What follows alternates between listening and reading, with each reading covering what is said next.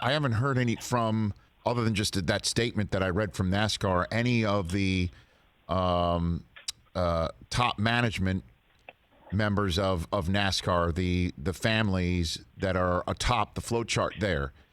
Why do you think they have made this maneuver? Because obviously it is right now something everybody is talking about. You see polling that Black Lives Matter as a movement has reached a pinnacle. I mean, and it keeps going up in terms of people who support what they believe Black Lives Matter to be. And so the question is did the France family make the same read of the room in a way, or is this truly because when fans come back, that's when, I guess, to use the phrase, rubber will meet the road on this, don't you think, Dan? Absolutely. Or if they come back. Look, this is a bit, I don't want to sound heartless or ignorant, but, if you take the politics or let's do the right thing or whatever equation you want, and you look at this simply as business, this is a risky business move by NASCAR, and that's why it is held.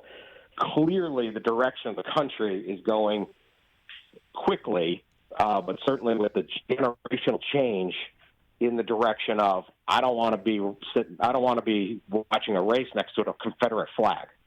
Okay, and that is moving. However, there is still a sizable segment of the NASCAR fan base that does. NASCAR does not have a gazillion fans. NASCAR can't fill its stands now. It can't reach the television ratings it used to reach now. And so if you sit there and say, well, maybe the NFL can go, look, we're going to write off 20% of our fans or 10% of our fans or whatever number it is on the short term, because we know people under 35 are supporting this at, 70% rate or something like that's the future of our business. For NASCAR, you're losing little of what you will lose some of what you already have. And there's no promise that all of a sudden people are going to become NASCAR fans. Now, I do believe that there are people who don't go to races because it's an unwelcoming environment due to the flag. How many of those people are there? I don't know. I don't think anybody knows, but it certainly makes sense to assume that. So for NASCAR, there is a risk here because there is a sizable segment that right or wrong does not see this flag as offensive, sees it as, heritage, not hate. It is a significant argument. I've talked to many of these people, and that's how they feel. And if they're going to give up on NASCAR, NASCAR has lost some of the most loyal people. So it's far more complicated. It's very, very easy to sit back and say, hey, NASCAR should have done this. But, are you going to start covering NASCAR every week now? Are you going to go to a race? Are the people applauding this on social media going to all of a sudden tune in? Did they watch last night in Martinsville, or they just don't really like auto racing? Very, very interesting business concept of trying to decide this. And unfortunately,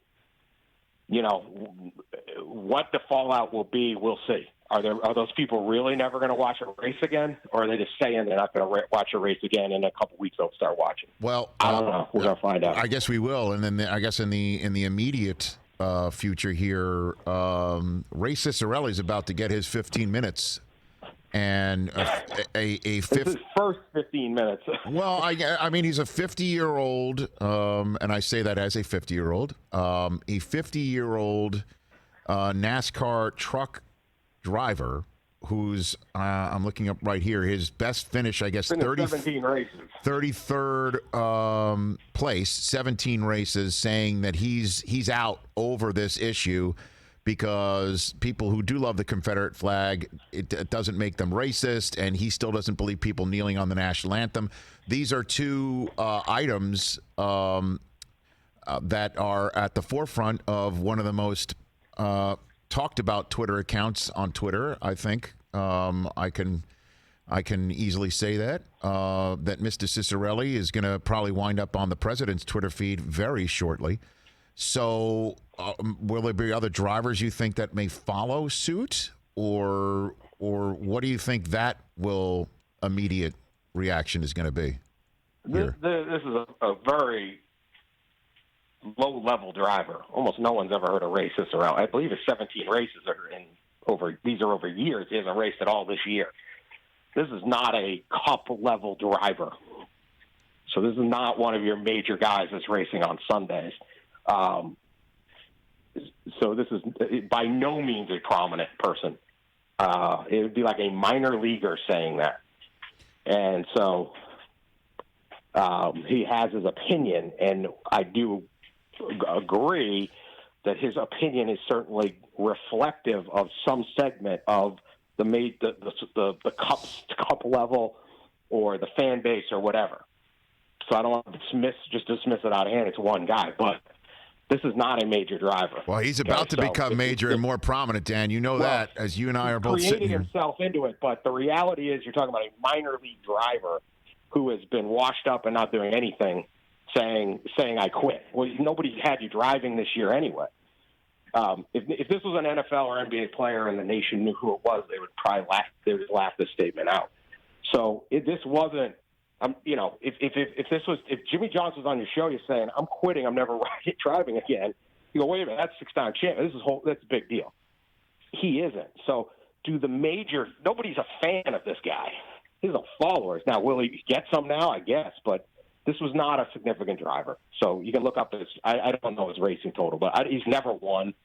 I don't think he's ever had a pole. I don't think he's ever been in the top 10. I mean, this is not a big time guy. So, but. Again, is there some segment? Do you lose some workers? Do you lose some people? Do you lose some fans? I think it would be most likely NASCAR will. Can they get more by creating a different race day environment, by making this stance? We'll see. It's tricky because I don't know. I just don't know how if this is an issue for you. Like, are people now sitting there saying, "Oh, I wasn't a race fan because of this, but now I'm really going to get into stock car racing"? I don't know. That's the straight business equation of this. Really interesting to see, because it's not like football or basketball where you say, "Well, look, the younger people are going to be on our side. We may take a hit for a little while, but we're going to come back bigger," or something like that.